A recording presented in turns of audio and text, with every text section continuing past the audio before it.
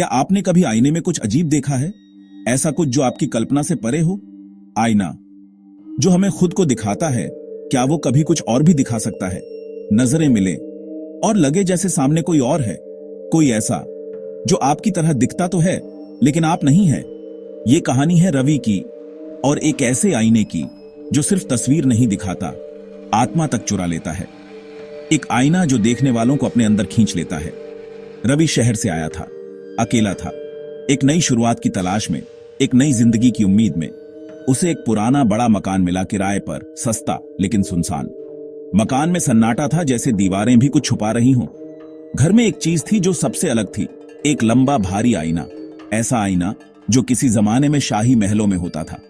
लकड़ी की पुरानी फ्रेम और उस पर हल्की सी दरार, जैसे समय ने भी उसे नहीं छोड़ा हो। पहली रात कुछ अजीब नहीं हुआ, सब कुछ सामान्य था, लेकिन उस आईने की उपस्थिति अजीब सी लगती थी। लेकिन दूसरी रात, आधी रात को जब रवि बाथरूम गया, उसने आईने में एक परछाई देखी। पीछे पलटा, कोई नहीं, पर वो एहसास अब भी था। सोचा नींद में देखा होगा, शायद थकान का असर है, लेकिन मन में एक डर बैठ गया था। लेकिन रात दर रात वो परछाई और साफ होती गई, जैसे कोई धीरे धीरे सामने आ रहा हो। एक रात उसने देखा, आईने में एक लड़की। वो बस खड़ी थी, चुपचाप, लेकिन उसकी आंखें बोल रही थीं। सफेद कपड़े, खुले बाल और खून से सना चेहरा, जैसे किसी ने उसे दर्द में छोड़ा हो और वो अब बदला चाहती हो। रवि ने तेजी से पीछे देखा।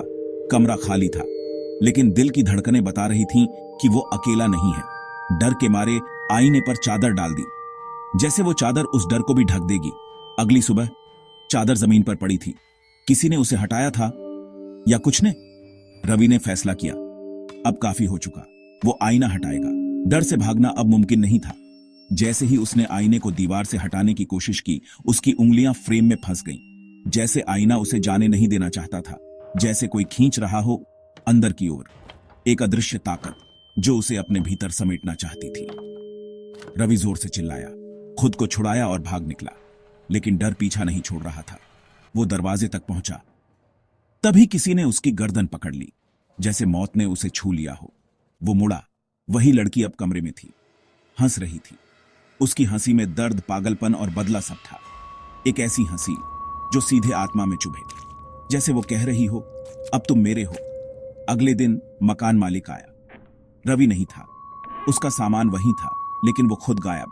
कमरा वैसा ही, बस आईना अब और भी चमक रहा था, जैसे किसी ने उसे नया जीवन दे दिया हो, जैसे किसी नए अक्स से भर चुका हो। एक चेहरा जो अब उस आईने का हिस्सा बन चुका था।